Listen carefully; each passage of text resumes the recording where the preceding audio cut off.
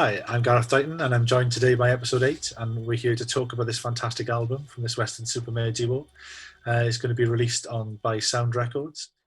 So, the third track in the album is The Dance.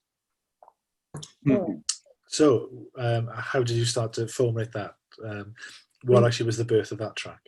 I think a friend of ours, the friend that we sort of met, suggested me having a go at doing it, I believe, because he wanted to see how it could be interpreted. And again, I think I took the vocals, and usually I take everything away and just use the vocals, but there was the cello part by your friend Catherine Martin that seemed to it would have been a crime not to incorporate that into the song. And again, I just wanted to do something a bit different that I haven't done before. With the intro was sort of almost out of time with the music box going and the drum banging, but then it all sort of flowed together with the haunting vocals of Maddie going over the top of it. So, but the actual, well, you can tell the story of what the dance is about.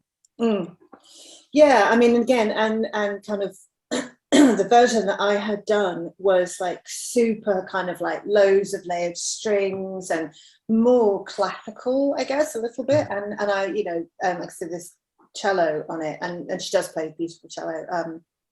And my original idea with the words was like, I was thinking like, it's kind of written, again, sort of like such a pretentious knob, but it's written from the perspective of like a ballerina on one of those music boxes. Right, yeah. So the idea is kind of like, it's about, what would it be like to be, cat?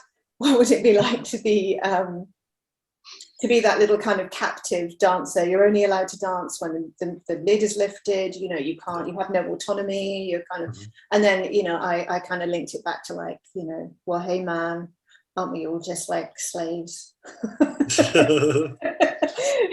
In a slightly more poetic way. So that's kind of what it's about. So it is a little, again, it's quite dark.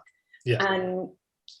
And what Ian did with the arrangement of it, it really kind of like played to that kind of like darkness and that creepiness. And then we met the Planet Puppet guys, and they did this like incredible video for us.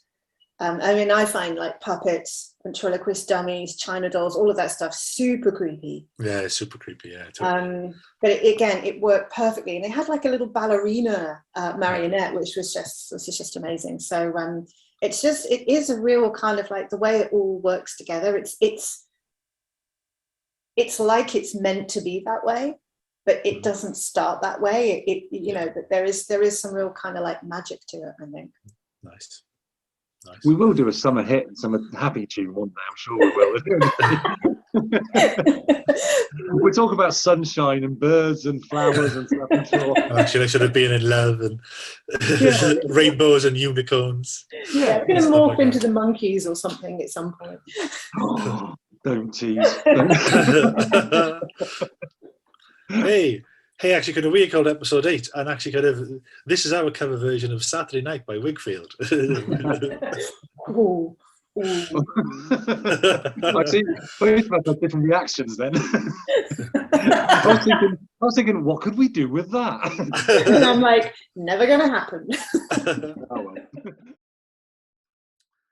Well, a massive thank you to Ian and Maddie for sort of asking me to actually kind of talk to them and to tell you lovely people out there about their fantastic album in hushed tones.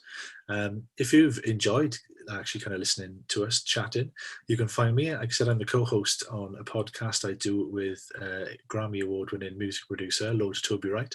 It's called My Right Stuff, and there's new episodes out every fortnight, and you can find us on YouTube or wherever you get your quality podcast entertainment from. Take care, no star.